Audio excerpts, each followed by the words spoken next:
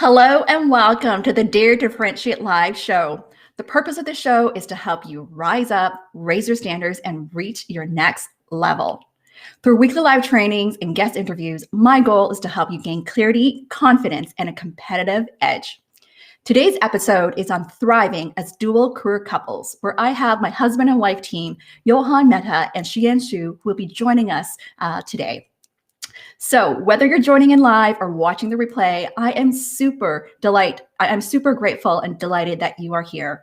Let me know in the chat room where you are from and what are you excited about learning today.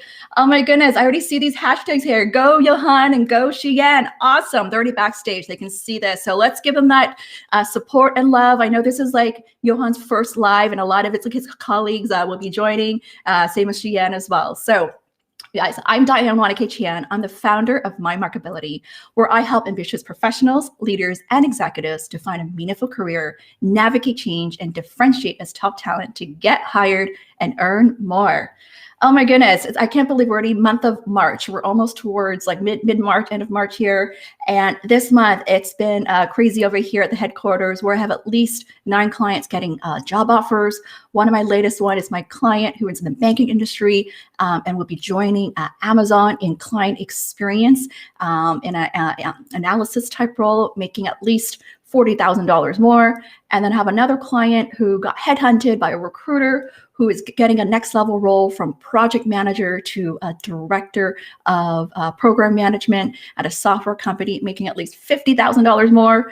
And then I have another proud success story where one of my newcomer client who is a master's of engineering, sustainability engineering, who landed his first interview and aced it and getting his first job offer at a top consulting firm specializing in climate change and sustainability. So things are happening. I think right now I'm seeing a lot of movement in the job market. Either, we're 1 year in the pandemic where either people are leaving their jobs, companies are restructuring, have new roles. So I'm seeing a lot of movement. Same with last month. I had over a dozen clients who got job offers last month. So if you're looking, I want to encourage you to stay proactive, stay positive, and be persistent as well. Okay. All right. So today's topic, thriving as dual career couples. I have to tell you guys, it was actually an accidental topic. Originally, I invited Yauhan to be a guest speaker early in the year. We were going to talk about establishing your brand and expertise. And then my intuition was telling me that I should bring on another guest and in honor and celebration of Women's History Month as well. So I pinged him about it. And I was like, hey, I'm thinking about bringing an extra guest here. And so he pitched me his wife. Why don't we bring on Shiyen as well on the show? And I was like, that's brilliant. Why don't we take the angle of thriving as dual career couples? So this is how we came up with the show. And interestingly, so many of you have also messaged me or emailed me that they are so excited about this topic. I think it's just really relevant right now in, during the pandemic here. So I'm really excited to have them join me today. And also, I'm also going to have a special guest appearance, my husband, Carson Cheung, who will also be joining the second half of the show there. So, all right, so let me give you a little bit introduction about our guest speakers today. All right, Shiyen and Yauhan are high school sweethearts. They got married 8 years ago with 2 daughters who are now 6 and 3. Shiyen is originally from India and Yauhan is originally from Dubai. Both of them are working full-time while running their passion side hustles and helping others thrive in their careers. Shiyen currently works full-time as a consultant at Central West Local Health Integration Network. She's a certified executive leadership coach who works with high-performing, ambitious leaders. She's trained, coached, and mentored top clinicians and leaders in the healthcare industry. She blends her diverse training and certifications in executive coaching, leadership and organizational development, project management, neuroscience, occupational therapy, cognitive behavioral therapy, yoga, and meditation to create a truly holistic and empowering approach. Super impressive. She's also an adjunct lecturer at the University of Toronto and also serves as a director on the board of the Ontario Society of Occupational Therapists. She recently also started her own show in interviewing high-profile healthcare leaders in Canada on lessons in leadership and life. I highly recommend checking it out on her website. Yauhan is a seasoned change management consulting manager at Deloitte Canada and has previously worked for top companies like Walmart, Accenture, RBC, and with extensive experience, he has previously With extensive experience in organizational change management, Yauhan's work focuses on developing robust change strategies, communicating and training plans, and enhance employee engagement to increase change adoption and drive a culture of high performance. In his spare time, Yauhan coaches professionals to land their dream jobs at top companies. As immigrants to Canada, Yauhan and Shiyen both enjoy volunteering their time to mentor and coach new immigrants to settle into Canada. Are you guys excited or what? Let's just type in this hashtag right now, go Yauhan or go Shiyen. For those of you who know them, type in, are you team Shiyen or team Yauhan here? Let's raise this vibrational energy up there, guys, before I welcome them on the stage. So some housekeeping. Replays will be available. You can catch them on my LinkedIn or YouTube, which I'll be adding timestamps later on as well. And I want to encourage you guys to, click like and comment anytime, right? Share your thoughts, key learnings, and questions as well. We want to engage with you there and show your appreciation throughout there, okay? All right, are you guys excited? Okay, you guys are excited here. All right, so let's bring them on stage here, guys. Hello. Hello. Hi, Shiyen. Hi, Yauhan. How are you? Doing fantastic, Diana. Thank you so much for having us. It's a pleasure. It's an honor for you to invite us to this show. I can't tell you in the last few days, a number of people who have pinged us, messaged us. You've turned us into overnight celebrities, I'm telling you. I sent this to my parents. They're like, this is the proudest moment for us, and so proud to have you as our son. I'm like, wow, after all of these years, this is the most proudest thing. And my mom's forwarded this invite to everyone she knows. So half of your audience are my mom's friends. Oh my God, it's going to be so exciting. This video is going to go viral here. Thank you so much for having us.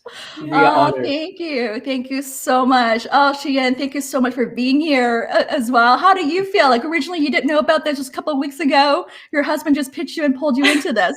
Yeah, I know.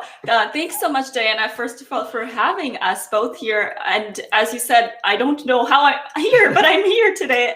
And I'm excited to speak with you and, share our stories and hopefully help some more people. So thank you. Amazing. Amazing. This is such a great topic. So we're going to start off with some rapid fire questions and we're going to dive into your story. We'll talk about some challenges as well. And then we'll talk about some actionable advice there. So I'm going to start out with some quick questions here.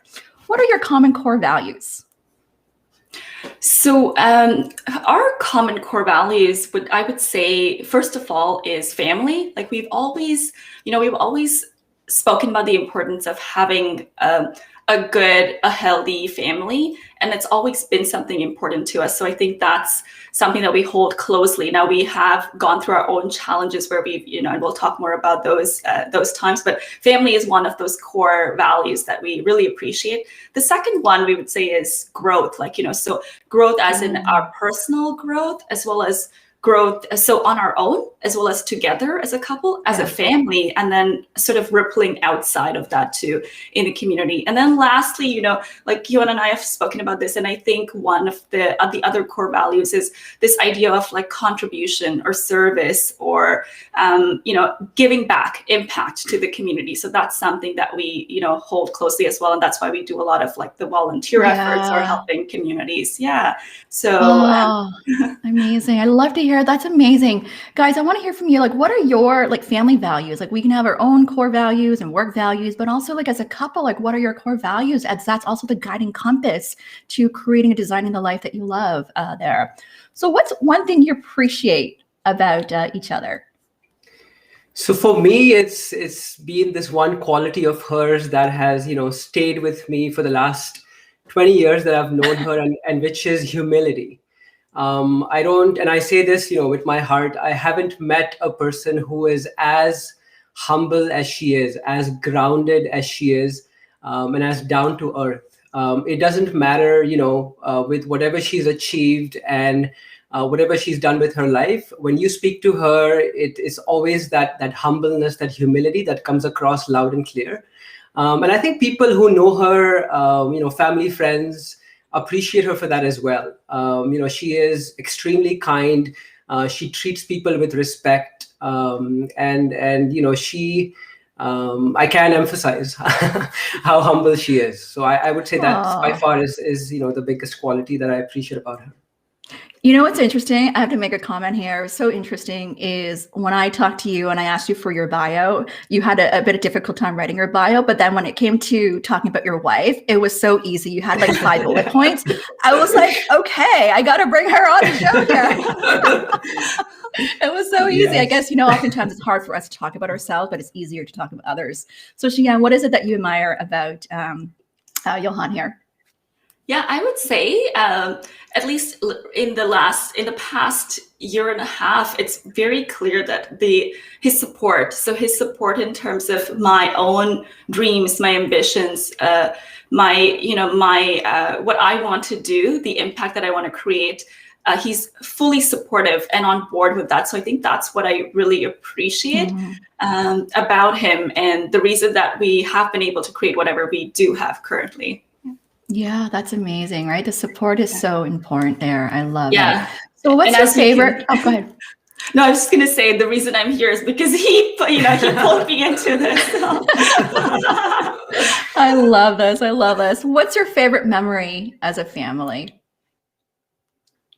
As a couple, as well as now as a family with 2 young daughters, we've had many powerful and very memorable moments. This includes tons of vacations to really good locations and such. But I think our best memories honestly have come in the past year. And I know this may sound strange with COVID going on, but I think being confined in our house, getting the opportunity to spend time with each other, getting the opportunity to get to know each other even more, has created some of our favorite memories. I mean, just a couple of days ago, actually over the weekend, we just in the evening decided to all get together, turn on some music, and just dance. And we had a blast.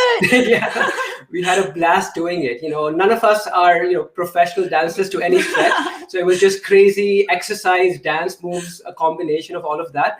The kids loved it. It energized them as well. So I think it's these small moments that really are so fulfilling sometimes.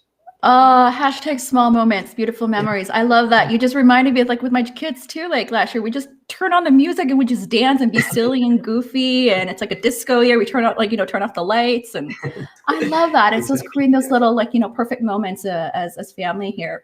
So I want to dive into talking more about, in terms of your career journey here. As the focus is on career, I want to first start off with, I know both of you are working full time and both have your own side hustle. It's like your passion project. Why did you start that? What's fulfilling about it and how did you start? Sure. So for me, I've always been a person who has that, like Shiyen mentioned earlier as well, that service mindset. And I think a big part of that is my parents. My parents have always taught us growing up, me and my 2 brothers, you always have to, put yourself out there, but also think about other people throughout that journey of life of yours, right? So think about people who may not be as privileged as you. Think about people who may need some support or some help. So for me, helping people, going out of my way to service people has always been back of mind. So when I started my career, this is about 15 years ago, I started off my education, my background is in psychology. So it's always about, people, behavior, trying to service, trying to help. When I started my journey, I also thought about, what can I do that will have the most impact and the most meaning to people? And I decided to pursue psychology. I mean, psychology at that time, and even today, it's not the most lucrative, career. It's not the most, it doesn't have, as many opportunities as you may think of some of the other careers might have. And especially with an Asian background, your parents are always pushing you for becoming doctors or engineers, right? So it was a bit of a non-traditional background, but I continued through that. And that whole service mindset made me think about, what else can I do besides my day job? And this is where I really started thinking about, how can I help people? And what's really important for people is obviously their careers. And this is where 10 years ago, I started informally helping people with jobs, with development. And now this has continued, and I've done it well, been successful doing it. And I just enjoy doing it. So that's very, fulfilling for me. Oh, I love that. So it really comes back to that, your core value, what's driving you, and hence you decide you want to do something about it and make it part of your life as well there. What about you, Shiyen?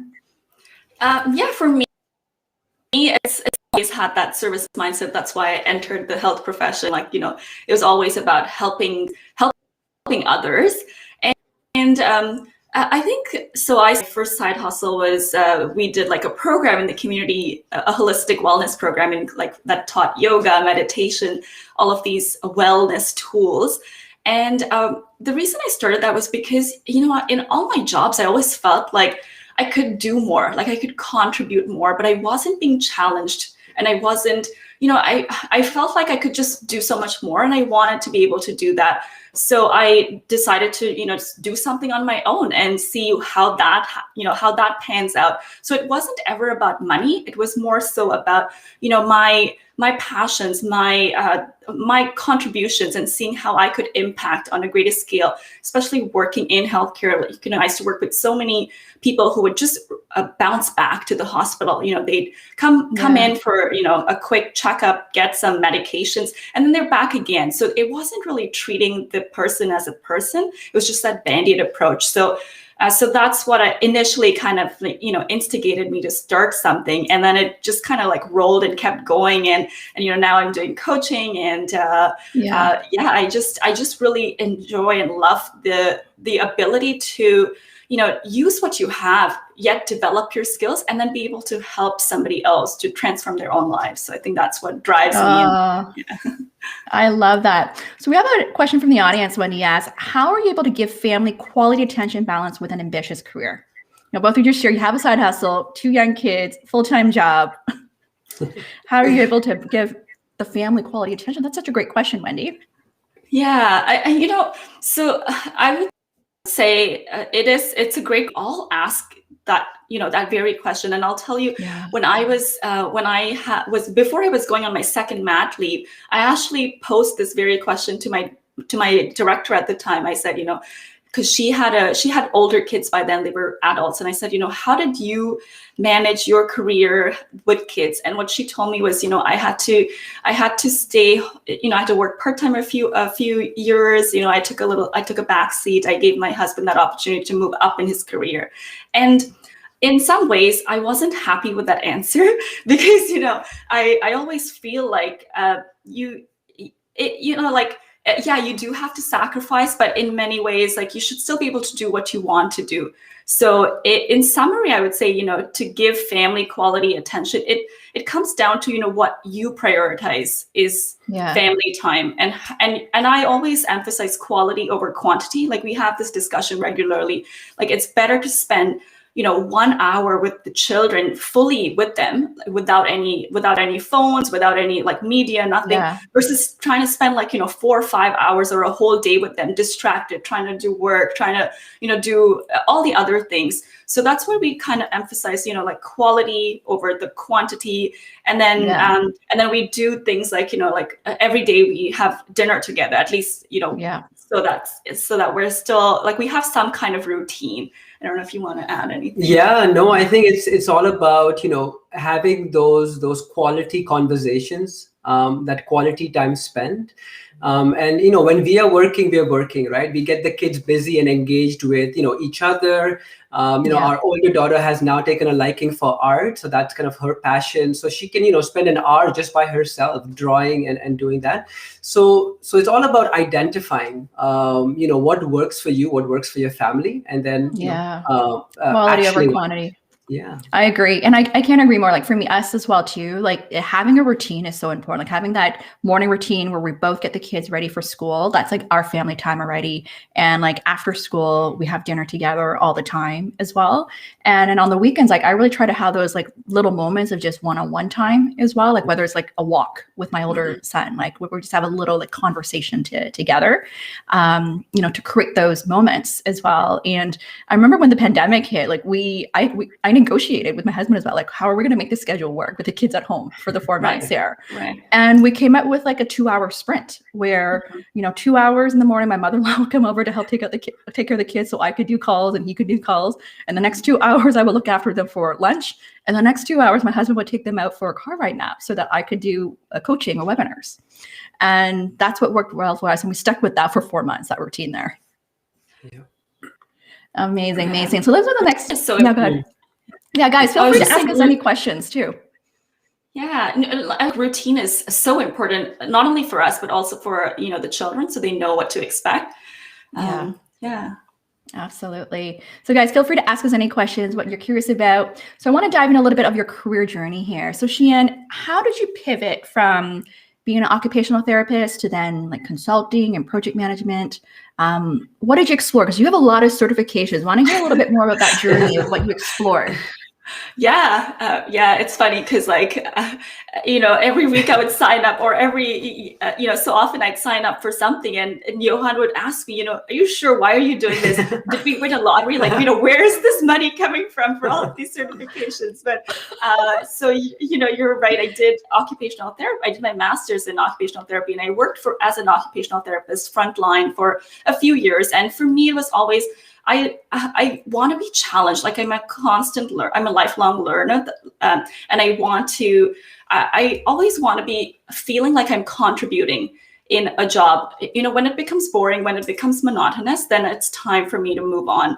So after doing, some of that frontline work, I wanted to really take it work on a different level, a more systems level approach. So that's where I went into organizational development. So I was doing more of the leadership development, coaching, training, and then I ended up doing my project management certification. So I did my PMP because I was doing a lot of projects. So I said, well, why not get certified in that?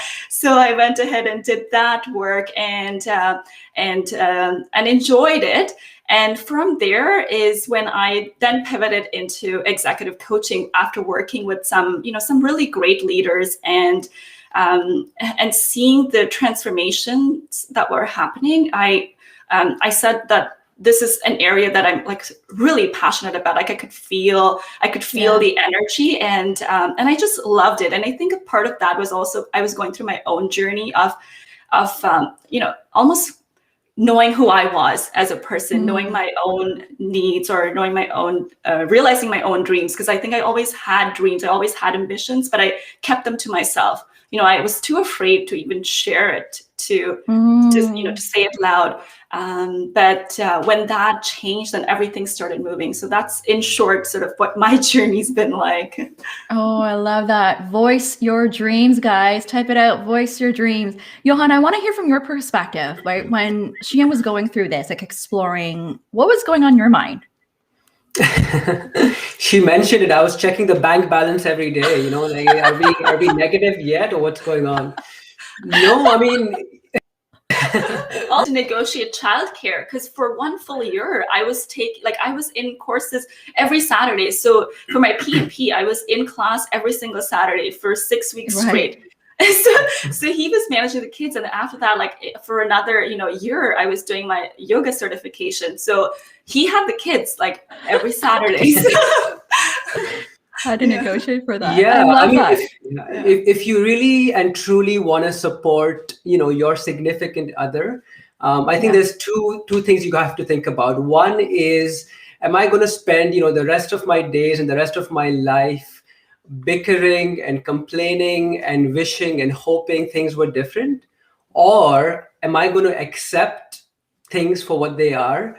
Am I truly going to reflect back on, why I married this person? And then support them, right? So I really had those two choices, and I spent many years. In fact, both of us spent many years, pointing fingers at each other, complaining about things, having that negative mindset, which really did not serve us well, up until a point where things really started to go sideways, and we really had to then take a step back, look at ourselves, and think about, what kind of life do we truly want for ourselves, for each other, and now with the kids. The bickering wasn't going to help. The making each other feel not too good, making ourselves feel guilty wasn't going to help. So we had to really transform the way we were thinking, maintain, that positivity, go back and think about why we decided to, spend the rest of our lives with each other, and then really, making a decision. So my decision at that time was simple. It's to support her. It's to enable and empower her, to make sure she achieves, what she's always dreamt of achieving, but she hasn't. And I supported her wholeheartedly. And I love that. And I would strongly encourage people to, hopefully do the same for themselves. Yeah, I love that. I have to tell a funny story. Like, I started my personal transformational journey like at least a decade ago. And I remember one time I signed up for a program that was like a year long, at least $50,000 like US. And then when my husband worked out the math of flight, accommodation, it would like 6-figured. He's like, "Are you crazy?" And then so we negotiated. We're like, "Okay, let's not do the whole program. Let's just do one, like the 10K program version." And he came with me, and that was like the beginning of like really would solidify our relationship as well, to realize like for us to understand why I'm so into personal growth as well there. So thank you for sharing that, guys. Are you relating to this? I love it. We're already talking deep into the relationship here. So Yauhan, I want to hear a little bit also from your side in terms of your career. How did you transition from being in HR to change management consulting? And specifically also, how did you get hired without applying online? How did you stand out there? Yeah, absolutely. I know I can see in the chat, there are colleagues of mine, there are potential job seekers out there as well. So I'm going to give you guys, hopefully some good nuggets over here. So take notes for people out there looking for jobs. In terms of my personal transition, like I said, I've always enjoyed, people and behavior. So that background in psychology and HR came naturally to me. That continued on as I transitioned from HR to more organization development type of work. So this is looking at leaders within organizations and really what makes a leader shine versus, what makes people cause stress and discomfort for their teams and their organization. So I did a lot of work in the past with psychological assessments, identifying what makes top leaders, top talent. And then this is about 10 years ago. I received a call. This was very, very unexpected, from Accenture, one of the biggest global consultancies in the world, saying, we found your profile, we want to talk to you. And I was like, in my head, like, I haven't done anything significant with my life right now. And all of a sudden I have this call from Accenture. And again, I had two options. One was to go back into my shell, because as a person, I am generally shy, I'm introverted. So one option over there was really to kind of be reluctant with this, or the other option was to put myself out there, give it a shot, give it my best, and then see what happens after that. So I went through the interviews. They really liked, the confidence, the clarity. They gave me the job, and that really started my consulting as well as my change management journey. And now change management is very similar to HR and OD in terms of, working with people, engaging teams, empowering people, and getting people, over that change. And so, yeah, in terms of your other question around job searching, right? So a lot of people, they keep asking me, Yauhan, I've been applying, no luck. What do you recommend? And what I tell them is, you have to, and you say this as well, Diana, you say, do a little bit of soul searching before job searching. Yeah. So really over there, create some awareness about who you are, what do you stand for, what are your values, and more importantly, what can you offer to a potential employer? Because if you're not clear about that, it's very hard for you to then articulate that, as well as, believe in yourself to communicate that confidently. And I mean, we can talk more about job searching, but I would say, create that awareness for yourself first. Yeah, amazing. Here, because as when Yauhan was transitioning from that HR to change management, and I think a lot of people may resonate with, I think he strongly had what you would call the imposter syndrome, because he was hired at this, these global great companies, an amazing position, paying very well. And every day he would come home like almost depressed or in tears, because he says, I don't know what I'm doing, or like, why I met it was actually a quite a hard time. Difficult time. Yeah. Oh, thank you for sharing that. And I wonder if any of you could relate to that. Sometimes, and I face this too. After my MBA, I got hired into consulting and had moments like, okay, how did I get here? What am I doing? Managing a global team in India. Like, totally relate to that imposter syndrome there. So I want to move into some challenges. What challenges were faced as couples? And also, like, what were some cross-cultural barriers to overcome? Where do we start? There's, we've been through quite a lot, I would say. Just to keep it short, I mean, we met in high school, so a long time, like, 20, more than 20 years ago, and we both were sort of from different cultural backgrounds. Although I was born in India, like, my ancestry is Chinese, and Yauhan is he was born in India, but he lived in Dubai, and his ancestors are from Iran. So when his mom, my mother-in-law now, had actually first found out that we were seeing each other, like, she flipped out. And she might be on this call actually, but she did not take it well at all. So we had to, I think then it was after a little while, after we graduated and matured and things like that, then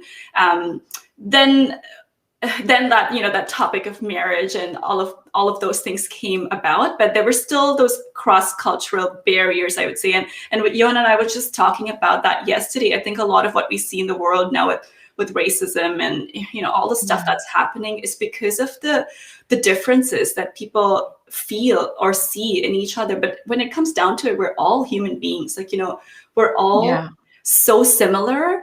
But yet we emphasize the differences, and we always think one culture is better than the other. Like, when you come to one, So, But then we had a long distance relationship, up and down.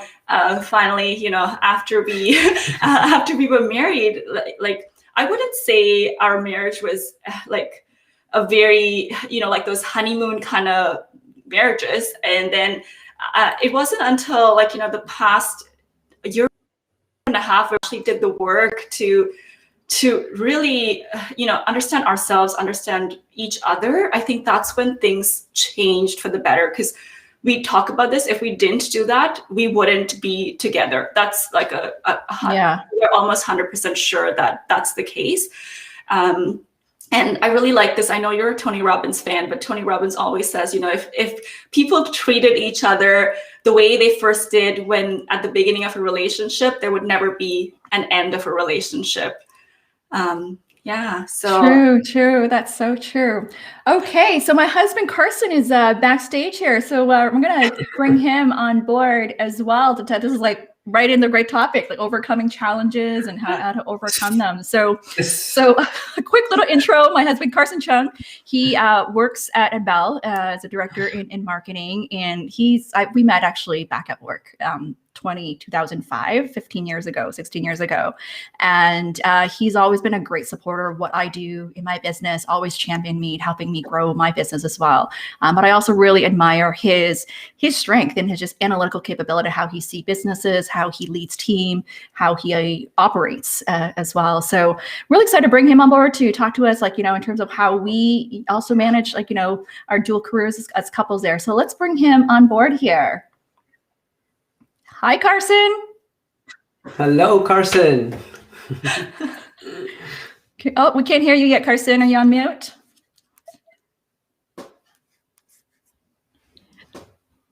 Oh. Just make sure he's upstairs. I'm downstairs here right now. This feels like a double date now. You may need to re-log in. Carson is not working. Maybe it could be because your headset connected to your other computer or something. Oh, there you are. You're here. Hey, Carson, welcome. Thank you so much for being here. So I also dragged him in last minute, just like you did with Shiyen. We're like, what do we get ourselves into here?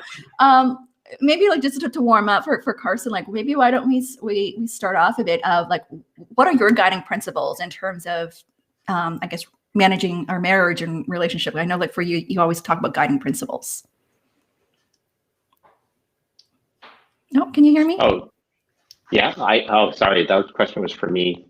I thought you were gonna like introduce me slowly with an easy question. Oh, okay. Yeah, let's warm up here. Okay, guys, why don't we just put him on the start spot, Diana? I'm ready for this one. I think at the end of the day, like, yes, and I'm very much a guiding principles person. I usually try to keep, things at a macro level, because I number one, I definitely find that especially in a marriage, especially when you're trying to juggle so many things, getting too far into the details typically means that, there's more likely, number one, misinterpretation of things. If you're trying to nitpick on, minor issues or minor things, you're going to get lost in the weeds. And so be able to take a step back and really fundamentally, look at the world, look at your relationship from a, number one, the first and foremost guiding principle is always about respect, and about, understanding and seeking clarification of your partner. At the end of the day, it's a communication, it's a relationship, it's symbiotic. And so having clear and concise communication, understanding what the other person needs, but also what you need, and articulating them is fundamentally one of the most important things that you can do in any relationship, and any business relationship too. And then the second piece is that at the end of the day, it's making sure that they're, especially because we are so busy, there's only 24 hours in a day, and we both of us have young children. It's about creating a schedule. Being consistent in your approach is very important. The last thing you need is to come up to your spouse or even your business partner 10 minutes before and say, I don't want to do this anymore. I actually want to go do something else. And, you're going to have to help me figure out how to make that happen. That's not respectful, back to the first principle. But secondly, it's not consistent. And through this entire period over the last year and a half, consistency has been one of the most important things, I would say, to keep our own sanity. At the beginning, when the kids were still at home, we had a schedule. It was very tight. Literally, my mom would come over and watch the kids for 2 hours. I would take the kids out for 2 hours in the car to give them a nap. So Diana could jump online to do her videos for that period of time. And then I would come back, and she would take them so I could actually jump on my calls and be present at the same time. So it was a lot of juggling, but at the same time, it was consistent day in and day out, so that we always knew what was coming next. And that I would say probably one of the most important things that we instituted very early on. And then the last thing, I think, from my principal perspective, at the end of the day, is how do you, and Dinah teaches about this a lot too, which is, it's not what you can do for me, but how can I help you? And the more you take a look at your relationship and think about it from how can I help my partner to be as successful as possible, and reciprocate, hopefully, on that, the more rewarding and the more joy you get out of your partner being successful at the same time, so that you can share in the success and that you were part of that growth overall. And so those are the things that I think her and I have, over the course of time, and we didn't land on those things from day one. It was really an evolution that got us there. But over the, the 15, 16 years that we've been together, it's really kind of gelled into that. And there are ups and downs. There were periods when our children were very young and very, very demanding because of their age. And, it got low. But then there are super highs as well. And, we're enjoying every moment as we go through. I think one of our friends who have young kids, told us early on that, expect those lows, and to make sure that you're building a strong relationship that will endure. Good. Guys, do you guys have anything to add? I mean, this is the best answer ever. You've covered everything, Carson. in terms of, supporting each other. And Shiyen tells me this all the time as well. It's about asking each other powerful questions, right? What can I do for you? How can I help you? What can I take off your plate? You seem a little stressed today, right? And a lot of couples, I feel they, sometimes they feel shy or they feel intimidated, especially in Asian cultures where, the girl is supposed to take care of the house chores, raise the children.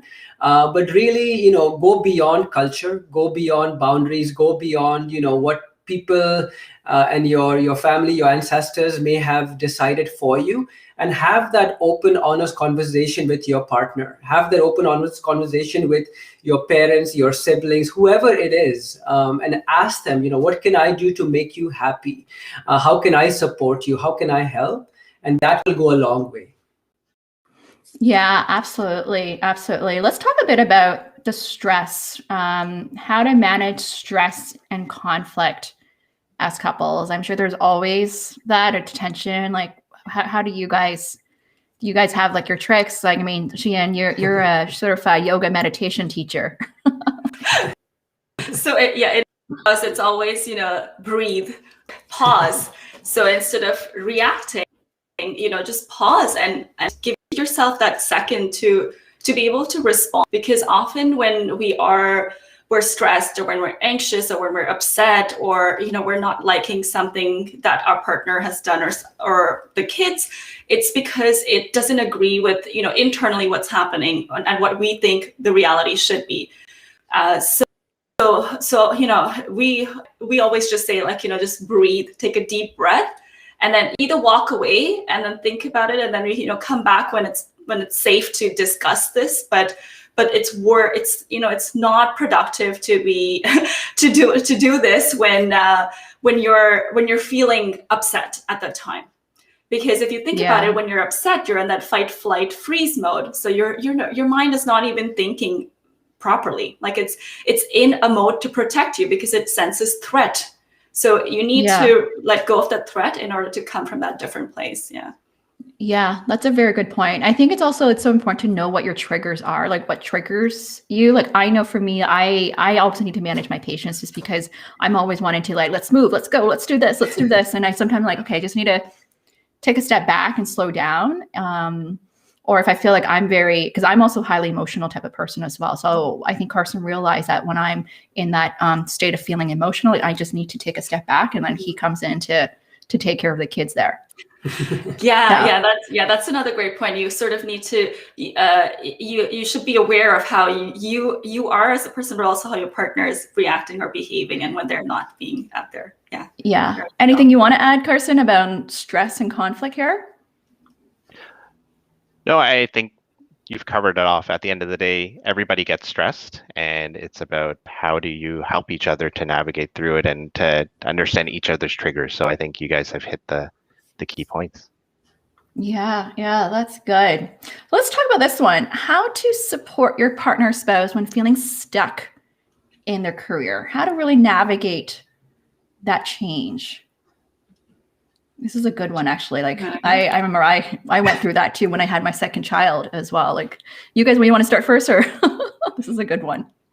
Yeah, I think it comes down again to, understanding what is important to your spouse. And this may evolve and this may change over time. When initially when we had kids, what was important to myself, what was important to Shiyen was very different than what happened 2 years ago, and what is happening today. So again, having that open, honest dialogue with each other in terms of what is important to you, how can I help, how can I support, I think is the first step. And then taking action. So not just talking about it, but really taking action, putting sometimes their, preferences before yours.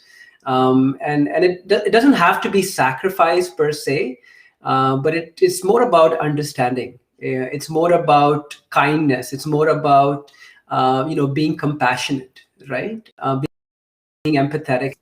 I'll say, when your partner's feeling stuck, you don't have to have the answers for them, because sometimes I think we always feel like we need to have the answers. but they really probably just want somebody to listen to them. Like they want to feel heard. So it's probably just giving them that place, because a lot of the disagreements happen because one feels that they're not being heard.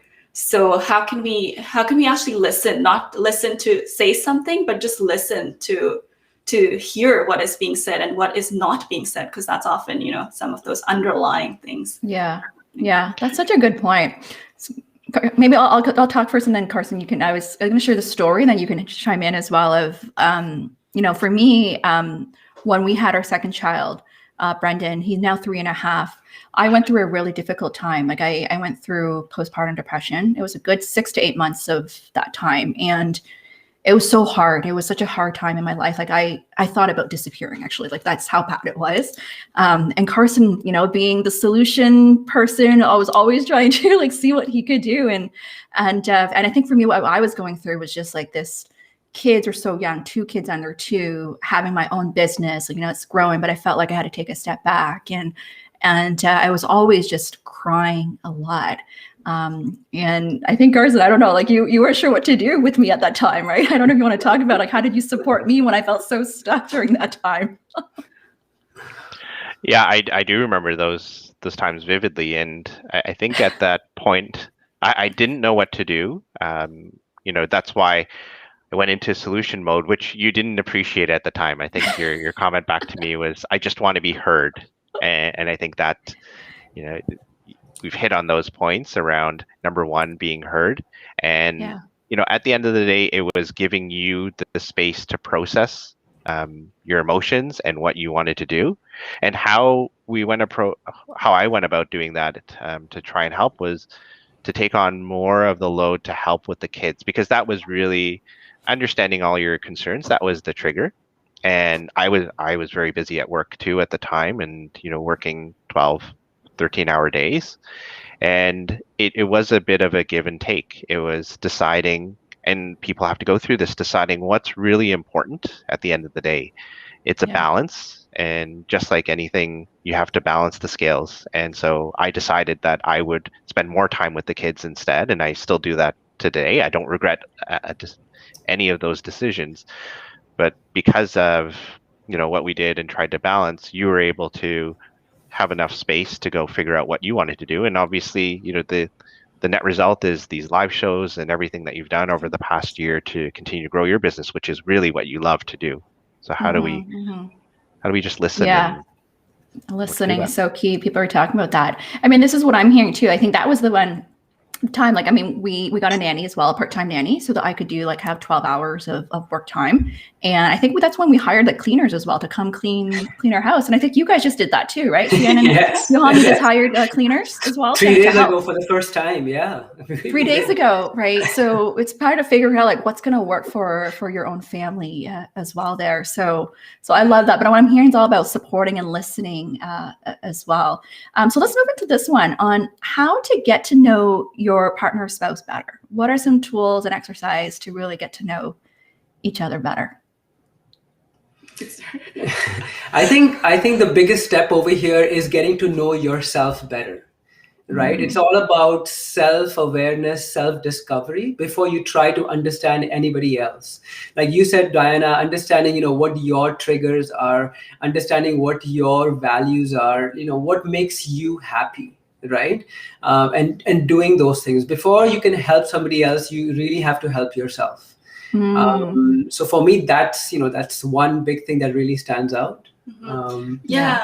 It's we've spoken about this, and it's like most people, we're still trying to figure ourselves out, so it's hard to figure somebody else out if you cannot figure yourself out first. So I completely agree that you first need to be fully self-aware of who you are as a person, what your values are, what do you want in life, like where's your vision, and then look at that other person and see who they are and collectively have that vision together. But in terms of getting to know your partner, it comes down to an interest or curiosity, like you really want to know them. I think without that, it's hard to be open to knowing them. So you have to be curious, you have to ask questions. that will give you some information to then piece together, because you want to be like, when we talk about love languages, like partners often have different love languages. Like, for Yauhan, he grew up in a family that was very touchy-feely. So he was used to like hugs, I love yous, and things like that. And that's not the way I grew up. My mom, my parents would give us stuff, like, she would cook meals, she would make sure we were fed. Like, that's the way of showing love. So these were some of the conversations we had to have to say, hey, these are the ways like we look at love. That's how we've grown up. So now how do we make it, how do we piece it together to meet each other's needs? Yeah, that's a good point. Carson, anything you want to add? No, I would say our experiences mirror yours very much so. Probably just opposite. Diana is more the touchy-feely. I'm more the I will do things.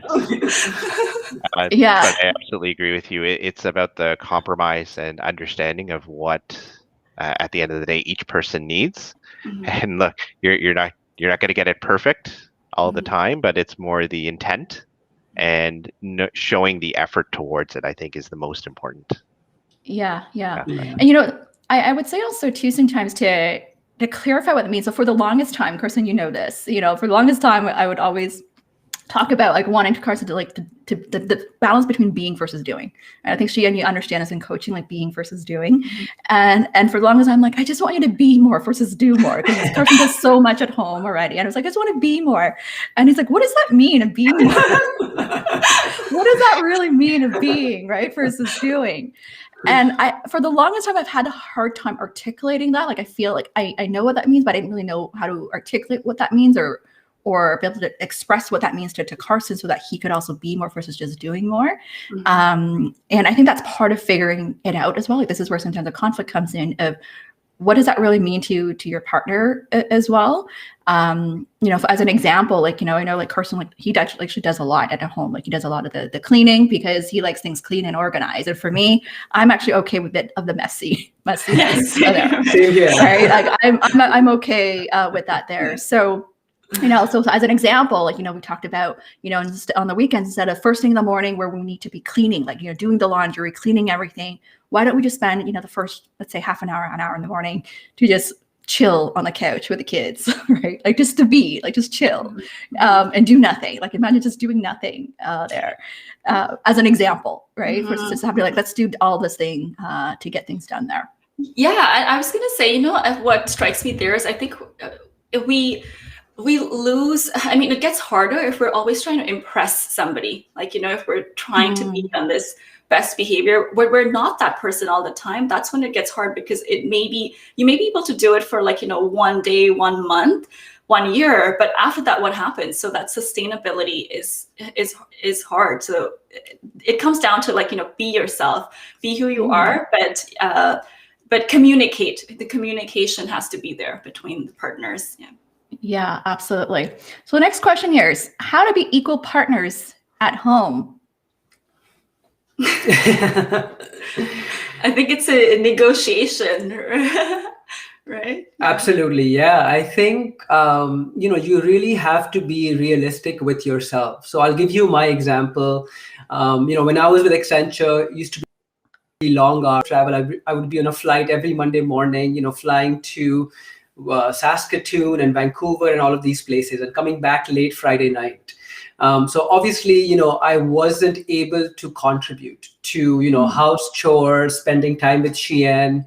At the time, we had Myra, 6 years ago. So I wasn't able to do that. So I had to make a conscious decision to change things. And this is where I actually resigned from Accenture to join Walmart, which allowed me at least to be physically present at home, right?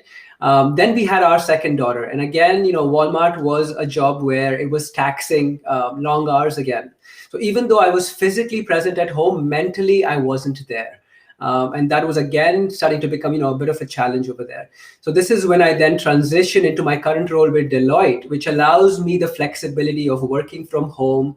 I work with a team that truly understands what it is to, be a guy who has that core value around family. who obviously wants to do good, meaningful work, but then also deeply cares about, their spouse, their family, and keeping all of this, that balance and that, equilibrium going. So you really sometimes have to make some choices, some decisions for yourself to see, what truly is going to work for you. Yeah, absolutely. Carson, anything you want to add? No, I think they covered off a lot of the good things. I would just add one point, which is, equal partners is depends on how you define equal at the end of the day. It's not necessarily going to be equal in terms of the physical, or may not be even equal in terms of the time, but it's more around, what are your contributions, and do you feel that your contributions are at least you're putting in the effort. And I think that's the most important thing. Like, everybody we're a team at the end of the day, and you just want to ensure that everybody on the team is providing their part to this. So it's not going to be, you can't, it's not like money or something where you can say you contributed $5 and I contributed $5. That's not the case.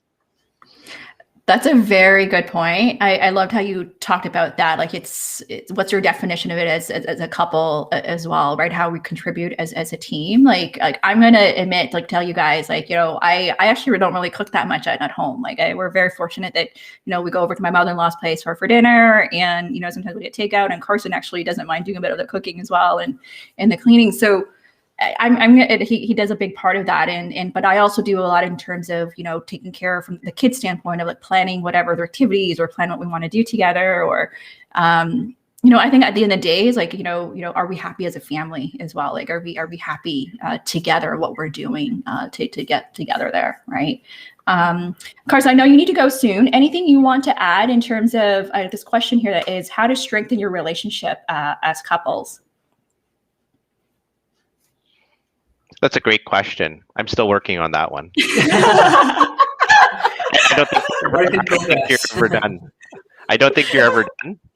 Obviously, can you always get better? Absolutely. And I think that's probably how I'd summarize that.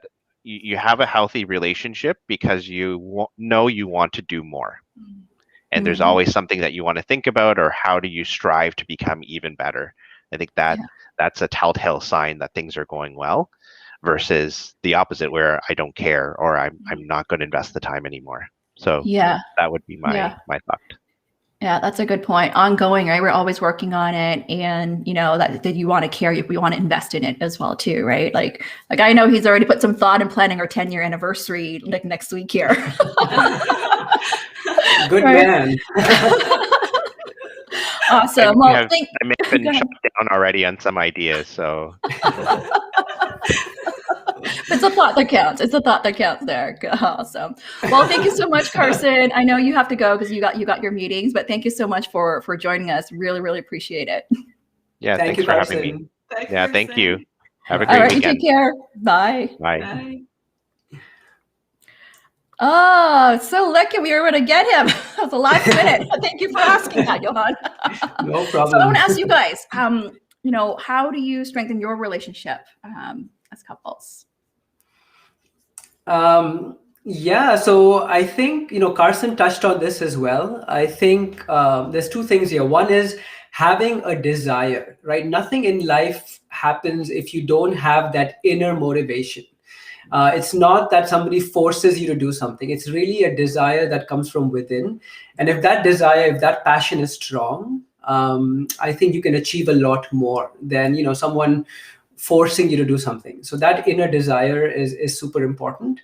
And then also, again, going back and rethinking about, why you want to be with this person and why you decided to continue being in this relationship. So it's it reminds me of work. At work, we always talk about continuous improvement, right? So never be complacent, never, be completely satisfied with where you are. There's always an opportunity for you to develop, to improve, and to make yourself better, as well as make the relationship better. Yeah, I love that. That's so good. I would love to hear from, the audience who are here with us right now. Like, what's something that you've been working on, or that you're trying to figure out as well, as couples here.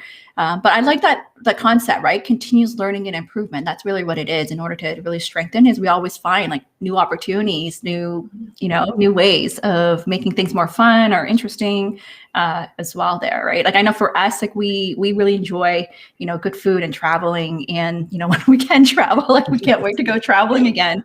But like finding new places. So this year, like this summer, for example, we're going camping for the first time, and I'm actually afraid of camping, but I'm like, okay, this would be a fun thing to do as a family, like just to explore and be open-minded about it there. Yeah, I like the metaphor of the bicycle. So you have to keep riding the bicycle in order to go, and once you stop, then that's when you're going to fall. So that's how everything is, and you have to invest, and that's what we learned. If you don't give something the time that it needs, like if you don't water your plants, the plants die. So it's the same thing with our relationship. If we weren't putting in the work and it was dying, and then if you don't nurture it, it's going to die. Yeah, that's such a good point. Like nurturing that relationship here. So I know we talked a little bit about this, but I do want to spend a little time on it.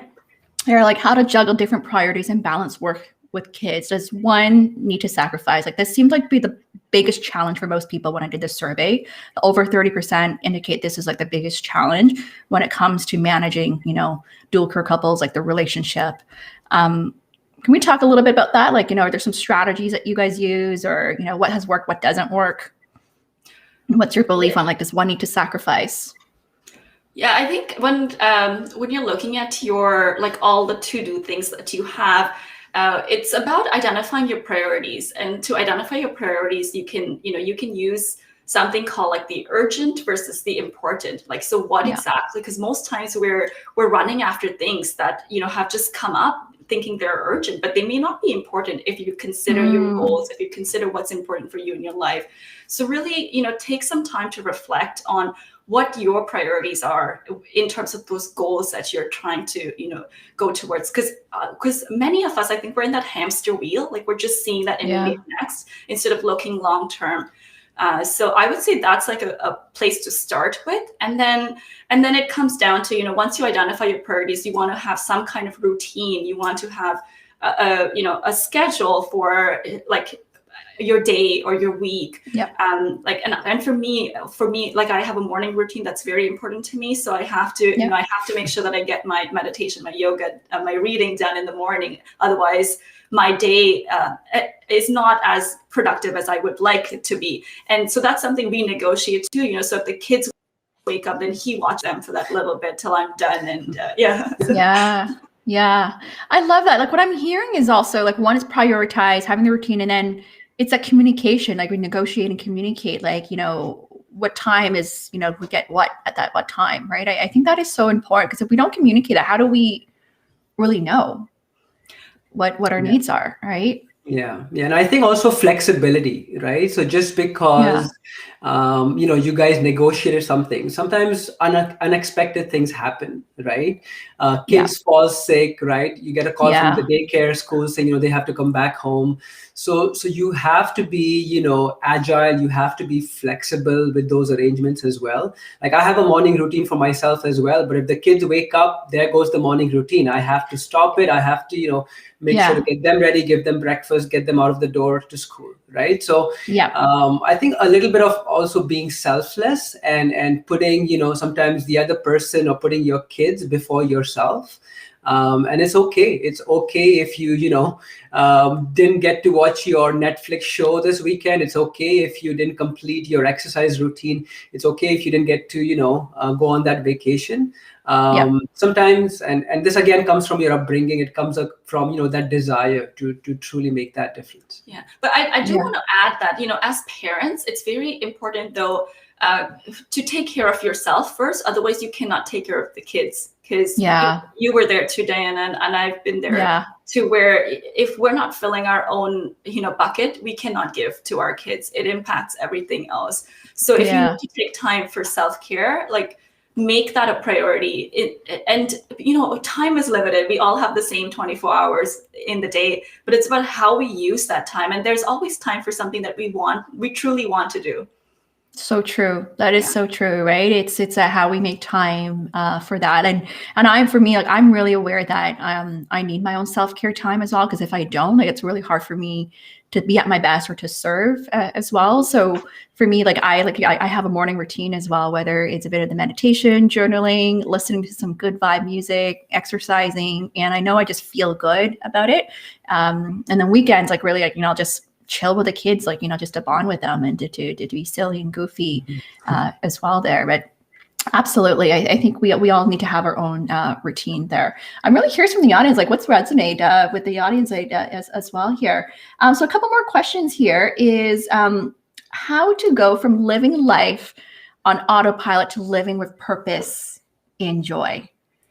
Right, you talked about the hamster wheel, and I feel like right now too, like in the pandemic, that it's so easy. We're just, days are just going by, right? Like even when we're going through like this routine and all, but how do we, bring in more joy and meaning and purpose in our lives? Yeah, I think one thing that we've learned over the past year and a half is avoid living a life on autopilot. You get to live life once, and you really want to live a life that is enriching, that is fulfilling, that is meaningful to yourself, where you are happy, you are content, you go to bed every single night feeling fulfilled, feeling like you have achieved something for yourself, you have contributed back to society.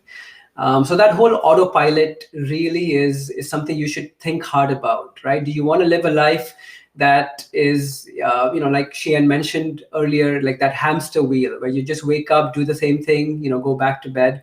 Or do you want to, do something for yourself, for your family, as well as society? So really thinking about also what makes you fulfilled, because different things fulfill different people. So what makes you happy may not make other people happy, or may not make them happy to the same extent. So identifying that for yourself, and then coming up with a plan on how you're going to achieve that, right? There's no use of just having that in your head or talking about it, but really making decisions, taking action to lead that life that's fulfilling for yourself. To summarize, I'd say, become aware that you're on this autopilot, because if you're not aware, then you cannot really do anything about it. So once you become aware, then make a decision, like decide either way that you're going to jump off the fence, and you may not have the answer, and that's okay, but make a decision, because this is where I would get stuck too. Like, you're in this like, oh, which one's better, and then you're stuck there for a very long period of time. So just make a decision and take action. The action doesn't have to be anything big. It could be something small, the most, tiniest action you can take that day to move towards whatever it is you want. And then slowly keep repeating it. And eventually you'll find what you truly, may want. There's a quote by Rumi. He says, once you start walking, the way appears. So sometimes you just have to, almost believe in yourself and take that risk, and we were in that autopilot mode. Like, I'll tell you, we used to just run from waking up the kids, getting them to daycare, commuting downtown, back again, like before 6 o'clock from daycare, like we used to reach sometimes a minute before 6 or after 6. And it wasn't a fun journey. I know I was so mindless at the time. Like, I left my purse at work one day. Like, I literally left my entire bag at work, and I come home and I'm like, I don't have my bag. So, and Yauhan's also, I'll tell you this story where my mom was living with us, and we had a dog, and she was very sick. She was like in her last few days. So she was on pain medications, and my mom put one of the pills in a piece of banana.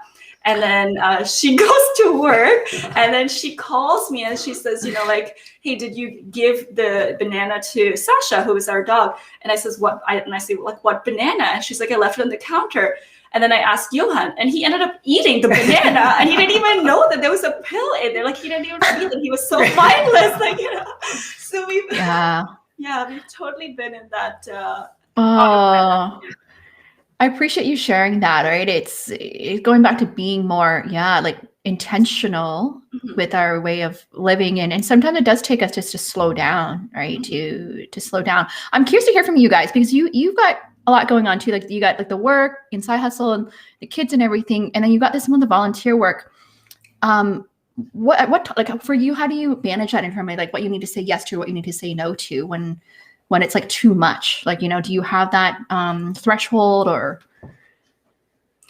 Yeah, we've had that discussion because there were, I was feeling that sort of overwhelm at a point.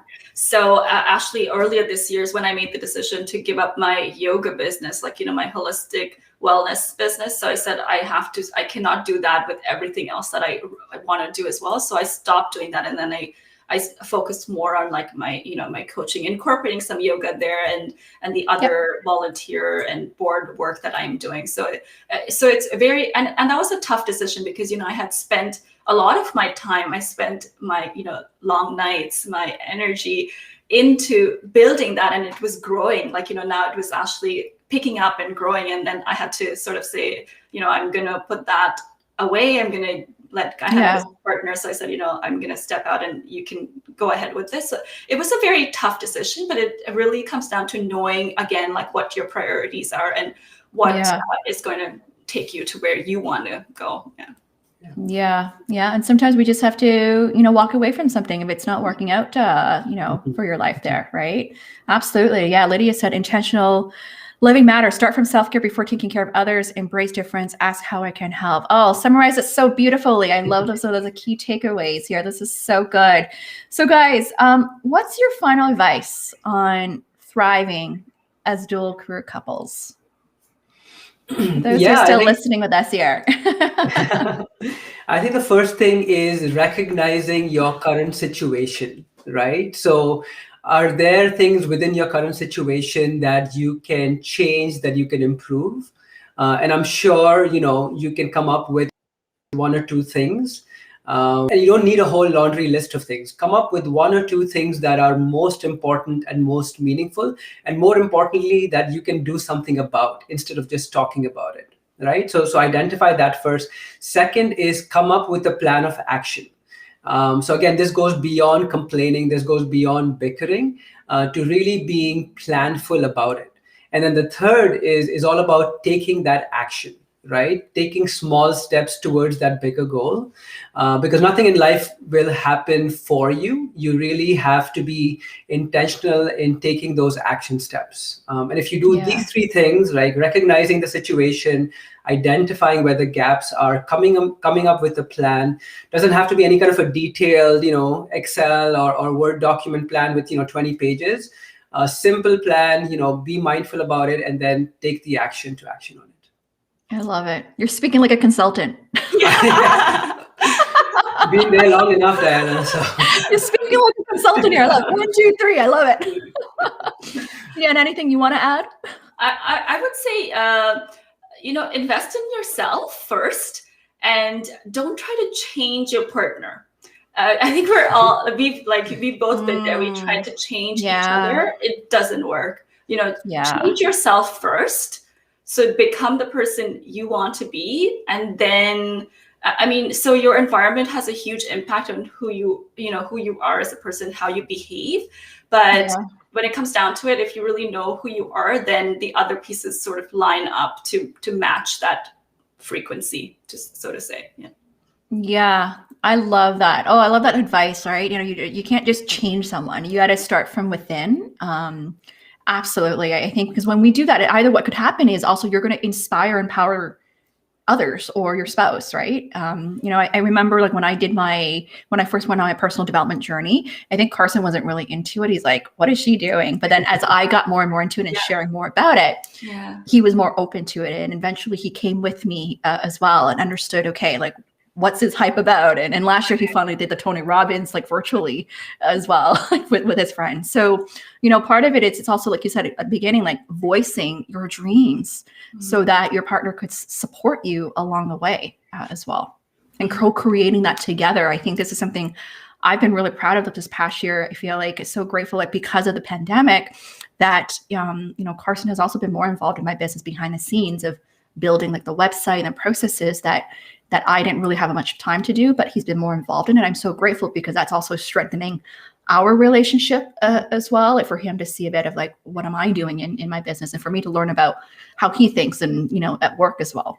Yeah. And it's sort of just happens, right? Like nothing of this is forced, because if you had to ask him, he wouldn't want to do it. So it's so true. It's so true. So guys, what are your biggest takeaways here? This was so good. Please type in like, what are some of your key lessons? Type in like, thank you to Shiyen and Yauhan here. This was so good. I love you guys just like, being, authentic and real here. Really love that. What's one book that everyone should read? So I'll be honest over here, I'm not a big book person, but one that I've read recently, it's called Ikigai. I'm sure you guys have heard of this. Yeah, love that. Yeah. It's a very powerful, very simple read, first and foremost, for people who don't have enough time to maybe read a bunch of books. A short read, a very simple read, but it really tells you about the purpose of life. And again, the purpose of life may differ for different people, but how do you identify, what have you been born in this world to do, to create? So I would highly recommend Ikigai.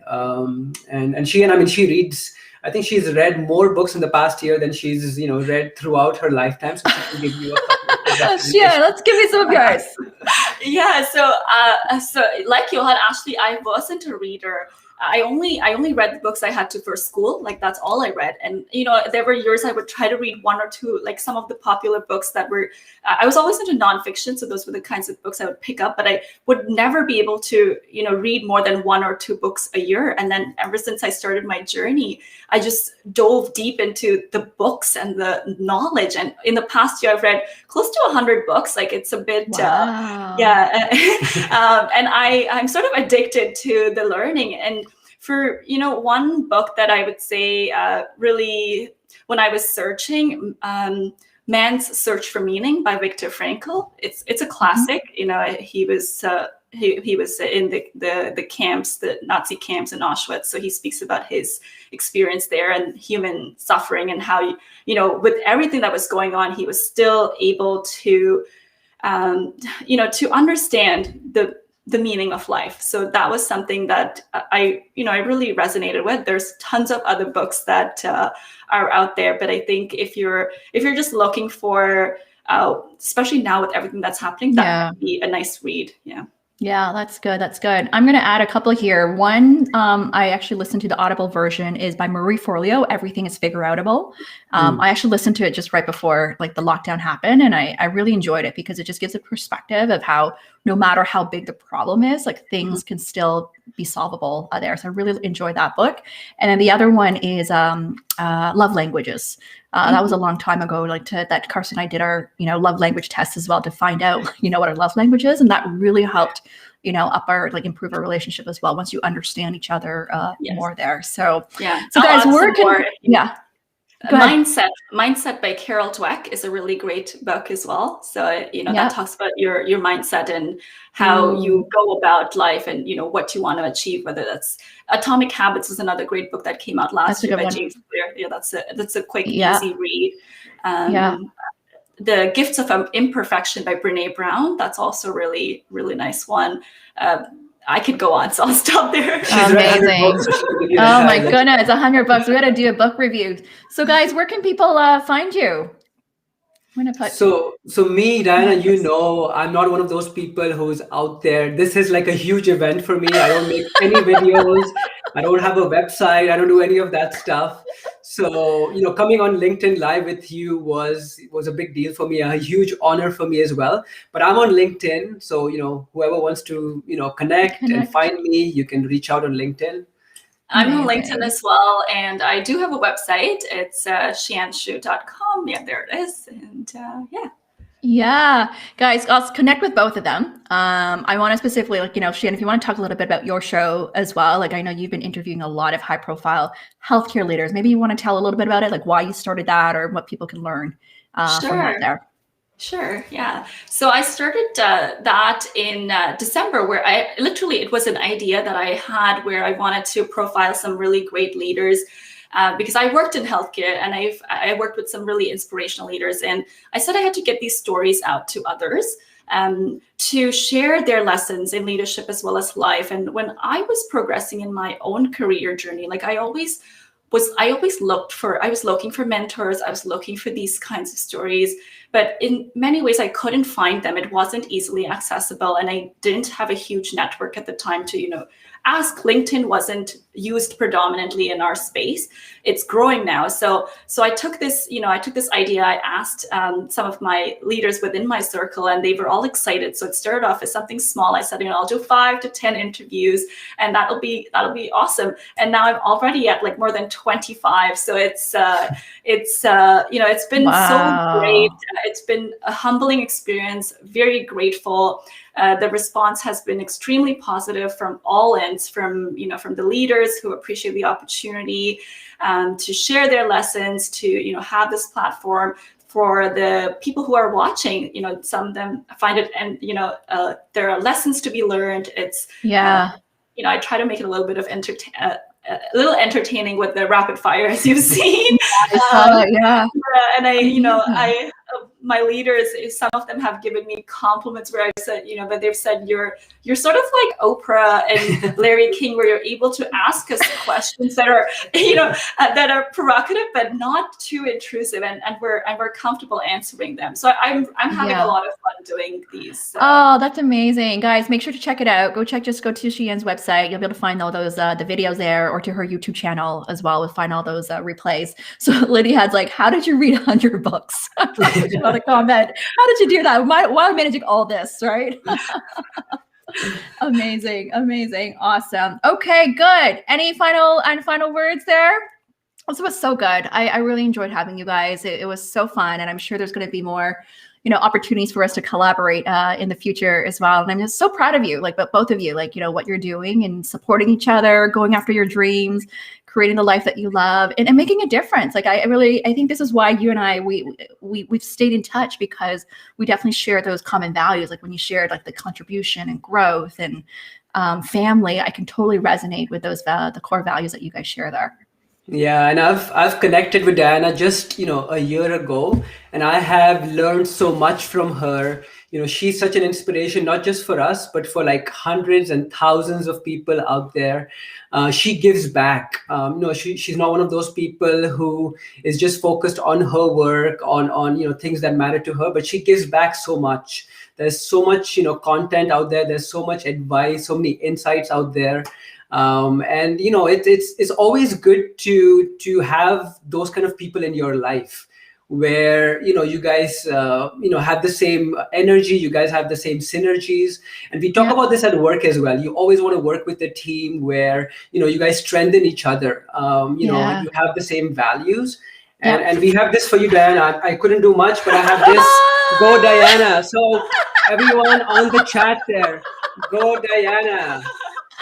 Oh my gosh, you guys are so good. Oh my God, you have the heart too. You made it. Can you put it up again? You made the heart. And this is the kiddie version of it. Here you go, with stars and everything. Oh my God, you just made my day. This is Shiyen's version. Oh, that's the beautiful version with the heart as well. Oh my gosh, you guys are amazing. Thank you so much. The message I just took away here is surround yourself with great people, right? To lift each other up. That's what it really is. That we all elevate and we all empower. And this is why I do shows like this, it is really to empower each other, right? To connect with each other, to inspire. So thank you for that. And I'm so grateful that we met at the past year, and I really appreciate you guys following my work and just spreading good vibes out in the world there. Yeah, thank you so much, Diana. Amazing. It's been a blast. Awesome. Well, you guys take care. Have a great weekend, and I look forward to staying in touch with you guys. Thank you, everyone, for tuning in, and thank you again, Diana. Have a great weekend, everyone. All right, you take care. Bye.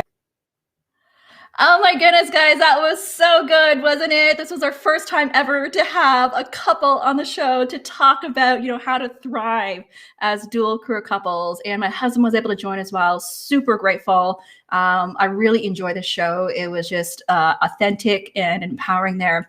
So next week, actually March 26th, is my 10-year wedding anniversary, and it's going to be the last episode of season 1.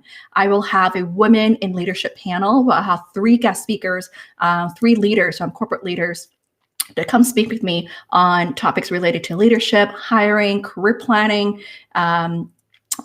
team development. So I would love for you guys to join, to be next Friday, 11 to 12. You can sign up on my website at mymarketability.com/events.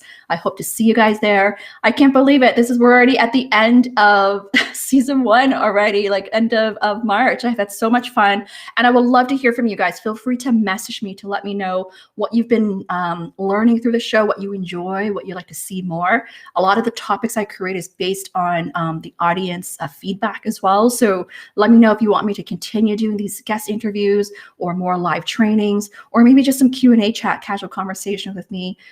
Let me know that so that I can bring that on to season 2 there. All right. So thank you so much for joining, and I look forward to seeing you next week. Take care. Bye now.